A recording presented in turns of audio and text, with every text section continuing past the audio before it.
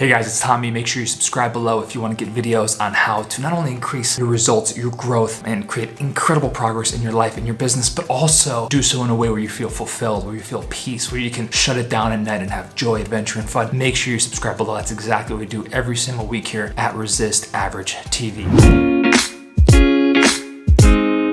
Okay, so today's video is really simple. I get asked all the time, especially during the season, Tommy, how do I stay productive during quarantine? And there's really two camps to this. There's one camp that says you gotta go within, you gotta take it easy, you gotta recharge and let go and do the inner work and go into your closet and breathe deeply and shed the past and do all of that inner work, and that's great. That's one side of the equation. Then there's the other side that says you gotta pound your nose to the grindstone. You gotta get more work done. You gotta make sure that this is the season where you make your dreams come true. And here's the truth. Both camps can be right and both camps can be wrong. In today's video, I'm gonna give you a clear pathway to merge these two worlds. Make sure that you are doing the inner work that's important during the season, getting clear on your priorities, but also using this time wisely. Because guess what? You're gonna wake up at the end of this season. I'm gonna wake up and we're gonna ask ourselves, what came to life during that season? How did we grow internally? How did we grow externally? So I'm gonna share with you 7 ways to make sure that you do both and you come out on the other side of this as someone who's more evolved, who has more results, who has more growth in your life and in your business. So let's dive in. Okay, so number 1 is really simple. What are you aiming for? Now, during the season, the thing that I've been doing for me and the people that I work with and on the podcast is really simple. I've been asking, what are your big 3? And when I say big 3, is what are your top 3 priorities? And we tend to live in a life of busy and tasks and endless to-do lists. And I'm not about that. I'm not about to-do lists. I'm about priorities. I'm about important work that actually moves the needle, that creates progress and growth. So the first step to be productive during this quarantine season is simple.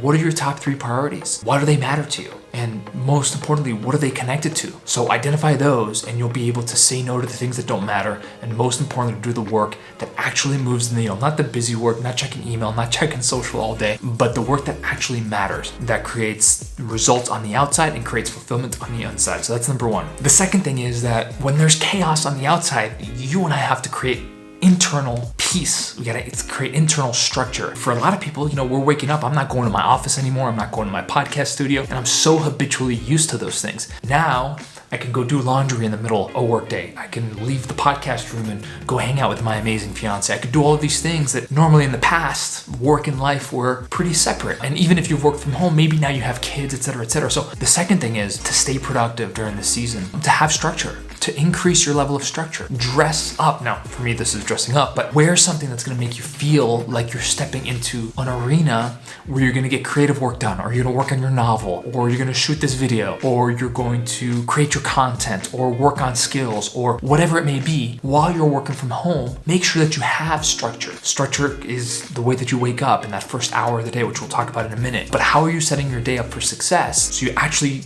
maybe walk into an office and you can close the door, and if that's not unavailable to you, then there's other small ways that you can create structure. So number 2, add more structure to create more freedom on the back end. And what is that freedom? It's the freedom of progress. It's the freedom that comes with saying, you know what, I know it's a tough season, there's a lot of uncertainty, my business is down 50%, or I lost my job, but wow, I'm acquiring these skills. Wow, I'm making money as a freelancer. Wow, I'm actually launching the project that I've wanted to for so long. So that's number 2, add structure. Okay, so number 3 is really simple. You're gonna grab this guy and you're gonna go to settings and you're gonna go all the way to the top and you're gonna click on airplane mode. This is how you must start your day. If you're starting your day on Twitter, if you're starting your day on Instagram, if you're starting your day with notifications and pings and whistles and beeps of everybody else trying to steal your most important real estate, which is Laguna Beach property, that's what I call it because it's so important what's in between our ears, you're gonna lose and you're gonna be reactive. And even something as simple as checking email, it takes you away from owning your focus and owning your attention to now responding to the outside world. And at the end of the day, what kind of message are we sending when we do that? So number 3, start your day on airplane mode. I don't care if it's 15 minutes to start. I do about 90 to 120,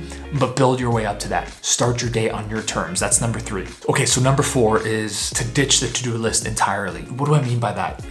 We often tend to do the small things that aren't really that important, but they're urgent. If you can check out this graph, I wrote about this in my book, The 1% Rule. This is the Eisenhower matrix now. I kind of changed it a little bit for the book. It's basically the same thing. And what it says is that we tend to live in the quadrant where we do urgent work that's not important. And the problem with urgent work is that it doesn't move the needle. So it feels like you're doing a lot. You're on this hamster wheel, you're on the treadmill at the gym, you're going at a level 12, 10 incline, but you're not really moving anywhere. you're not getting closer to your vision. So number 4 is really simple. Ditch the to-do list. Make a list of all the possible things you could do, and then circle the one that you have to do, the one that's gonna move the needle in your life, in your business. Usually this is not urgent. Usually it's important work. Usually it takes a lot of focus, but it will pay off. Trust me, during this quarantine season, it will pay off. That's number 4. So number 5 is to recover, and to recover wisely. And what does this mean? Well, I don't know about you, but this office is right next to my kitchen and the laptop is here all day. And so there's so many opportunities that I can have to say, you know what, I'm just gonna check email real quick. And I go check email and it's 6 o'clock and I've started my day super early in the morning. I'm like, what am I doing right now? There's no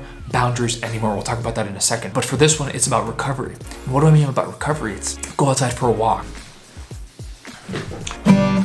Go attempt to play the guitar, which I try and I fail miserably at, but at least it gets me into a different creative zone. Pick up an old hobby that you haven't done in a very long time. Recover in ways that aren't just this, right?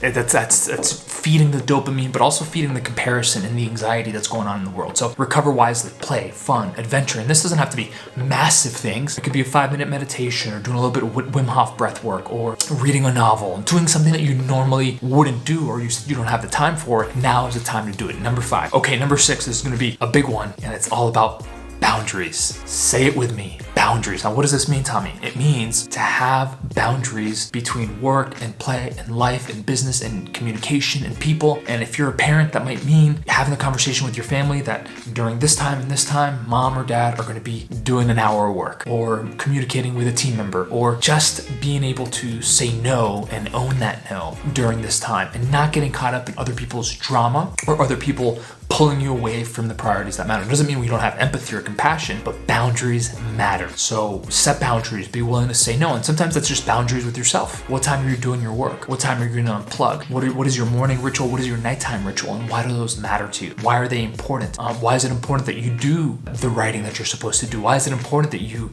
launch the thing that you're supposed to launch, or learn the skill that you're wanting to learn? That's the power of boundaries. Okay, so number 7 is really simple, and it's about celebrating. Every single day, I want you to celebrate wins. I want you to look into your day and look at the places where you showed up. I want you to look at the places where you overcame procrastination. I want you to look at the places where you experienced small wins. This is not about massive wins. That's too much pressure. But every single day, write down at least 3. Now, with myself and my clients, I write down 5 to 10 before noon. That's just how I operate, because I want to stack the day. Now, this is not just about the art of writing it down, although that's powerful. It's what it does to your awareness. When you and I celebrate wins, we have less energy to compare ourselves to the people on Instagram, to compare ourselves to someone on a mountaintop, to compare ourselves to other people who might be further along. And then we get this feeling of, well, what's the point? I'm just starting. Why should I even do this? Why should I even do this video? I have 2,000 subscribers and there's people with 100,000 and 1 million. What's the point in getting started, right? We can all fall into that trap. So number 7 is about celebrating your wins every single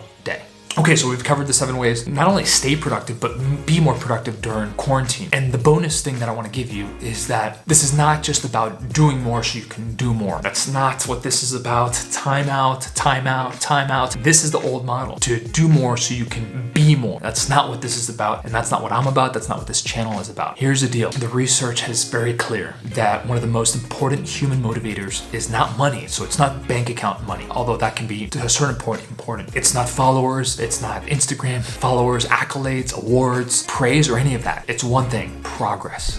You and I, when we're making progress in life and we feel that our life is in momentum, we are internally motivated. And guess what? That fuels our performance on a daily basis, and it fuels our fulfillment and our peace and our ability to go into our bedroom, which I'm pointing out right now, I don't know why, and to put our head on the pillow and say, we did it. We moved our lives forward just a little bit. We moved our vision forward just a little bit, and that's enough for the day, and then we can shut it down. So this is what it is about. Being productive is not about doing more. The old model is all about, hey, I have a to-do list with 10 things. Let me get those done, and then I'm gonna add 10 more things. No. This is about less is more. Essentialism, a great book by Greg McKeown, which talked about this. Leaving the cult of busy and creating a prioritized life during this time. Okay, so I wanna know, what did you get from this video? Make sure you subscribe. How are you staying productive during quarantine? And which of these 7, which is the most relevant for you? Post the comments, I'll come back. I'll answer every single one. Stay tuned for more videos. Make sure to subscribe, and we'll see you next time.